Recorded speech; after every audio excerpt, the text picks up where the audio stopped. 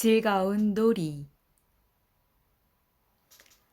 한 소녀가 촛불 아래에 앉아 소리내어 책을 읽고 있다.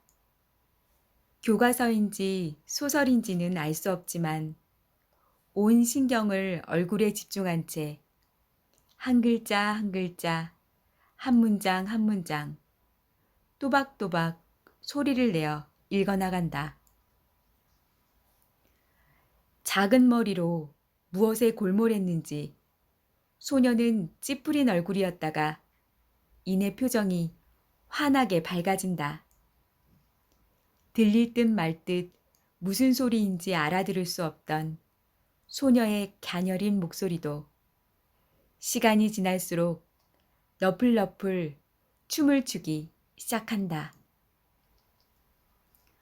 벌써 40여 년 전 일이다.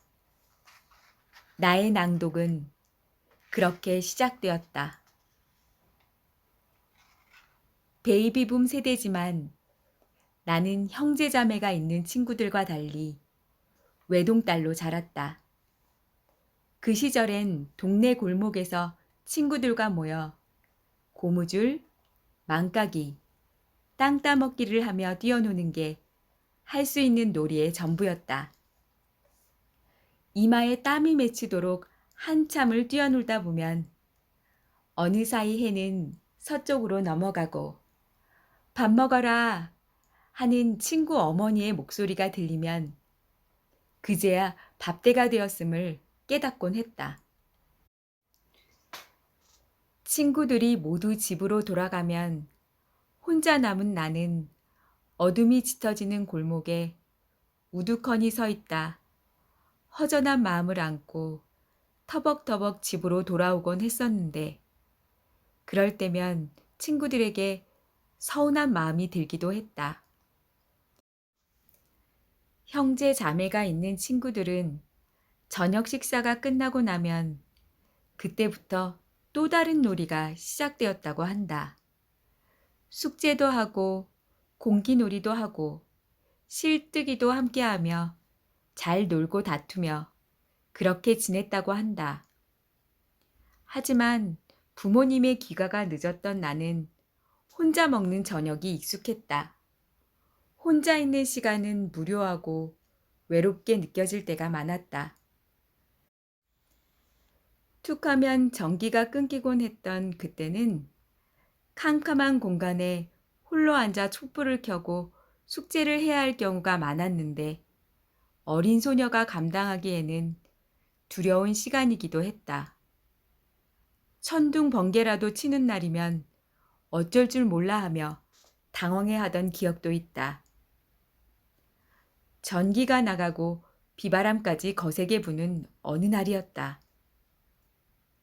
창문 틈으로 들리는 귀신 울음 같은 소리에 두려움을 넘어 공포심까지 느껴지던 그때. 왜 그랬는지 지금도 알 수 없지만 숙제를 하던 나는 소리를 내어 책을 읽기 시작했다. 다음 중 맞는 답을 고르시오. 1번. 창밖의 소리가 무서워 스스로를 위로하고 싶어서였을까?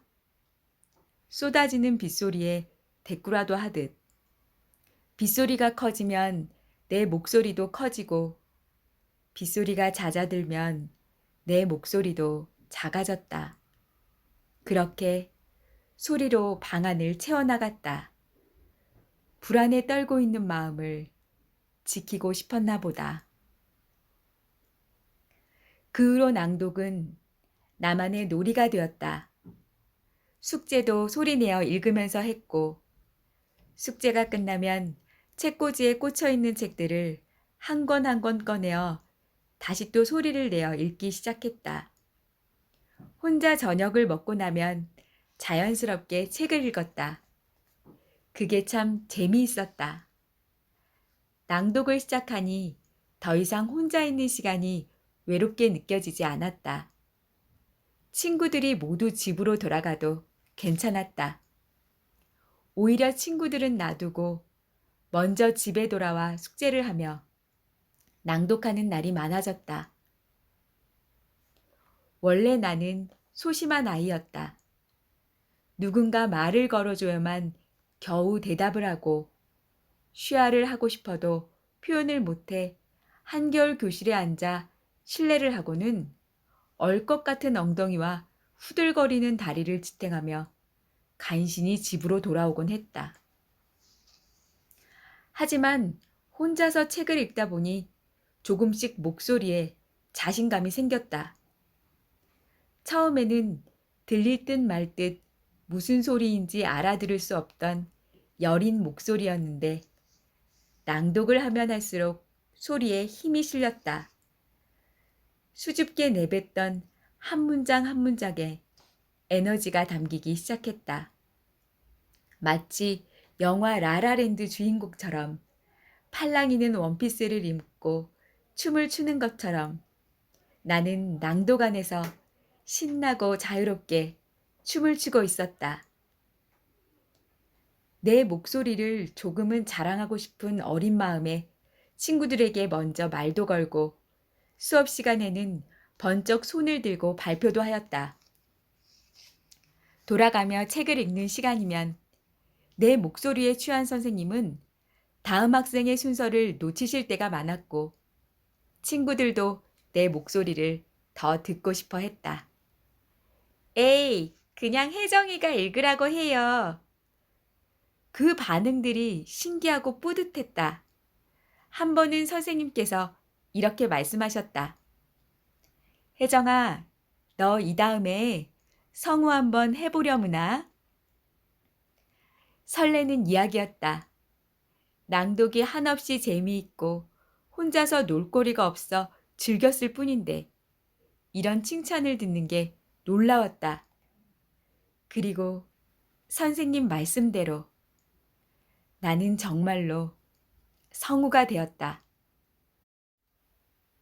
천재는 노력하는 사람을 이길 수 없고 노력하는 사람은 즐기는 사람을 이길 수 없다고 한다. 즐기는 사람은 누구를 이기려고 하지 않는다. 그저 재미있으니까 놀 뿐이다. 놀 때는 실수해도 괜찮다. 놀면서 실수하면 모두가 깔깔대며 즐거워한다.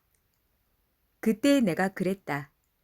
까르르 웃고 즐거워했으며 누구와 경쟁하지도 않았고 자유를 누리며 행복을 만끽했었다.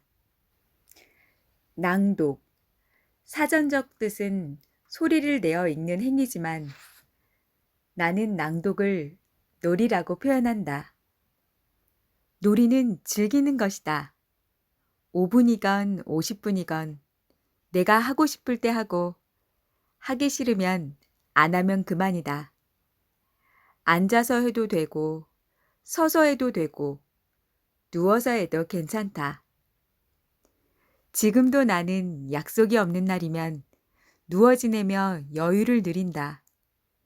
누운 상태로 휴식을 취하다가 꼼지락거리기도 하고 또 생각이 나면 소리 내어 책을 읽기도 한다. 낭독하며 뒹굴다가 그대로 잠이 들 때도 있다. 한숨 푹 자고 일어나면 정신도 맑아지고 뭔가를 하고 싶은 의욕도 생긴다. 함께 뒹굴며 동침했던 책을 펼쳐들고 누운 자세에서 다시 낭독을 시작한다.